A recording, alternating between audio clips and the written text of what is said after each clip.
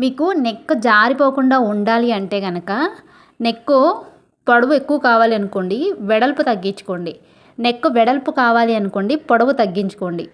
ఇక్కడ నేనైతే మీకు చెప్పే టిప్ ఏంటంటే నెక్ జారిపోతుంది అంటే మనము మామూలుగా అయితే రౌండ్ షేప్ ఈ విధంగా తీస్తాం. వీడియోలో చూపించిన విధంగా రౌండ్ షేప్ అనేది డ్రా చేస్తాం. ఒకవేళ మీకు నెక్ జారిపోతుంది అనుకుంటే పైవైపు నుంచి రౌండ్ తీయండి ఈ విధంగా. అర్థమవుతుంది కదా. పైవైపు నుంచి ఈ విధంగా రౌండ్ షేప్ అనేది తీసారంటే నెక్ అనేది జారిపోకుండా ఉంటుంది.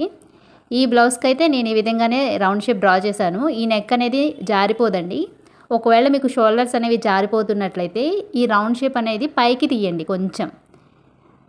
లేకపోతే కనుక మీకు నెక్ పొడవు ఎక్కువ కట్ చేసేసారనుకోండి, పైన షోల్డర్స్ దగ్గర ఒక పావించి ఈ విధంగా మార్క్ చేసేసుకొని ఇటువైపున క్రాస్గా లైన్ డ్రా చేసేసుకోండి. మీకు నెక్ పొడవు ఎక్కువగా కట్ చేశారు అనుకుంటే కనుక పైన పావించి కానీ హాఫ్ ఇంచ్ కానీ ఈ విధంగా మార్కింగ్ చేసేసుకొని నెక్ పొడవు అనేది తగ్గించుకోవచ్చు. నెక్ వెడల్పు ఎక్కువైపోయింది అనుకుంటే కనుక హుక్స్ పట్టి దగ్గర నుంచి ఒక హాఫ్ ఇంచ్ ఈ విధంగా లోపలికి మార్కింగ్ చేసేసుకొని స్కేల్తో క్రాస్గా లైన్ అనేది డ్రా చేసుకోవచ్చు. మీకు కటింగ్లో నెక్ ఎక్కువ తక్కువ అయితే కనుక ఈ విధంగా తగ్గించుకోండి. పొడవు ఎక్కువైతే పైన, వెడల్పు ఎక్కువైపోతే కింది వైపున. ఈ విధంగా మీరు తగ్గించుకున్నారంటే మనకి నెక్ అనేది సెట్ అయిపోతుంది.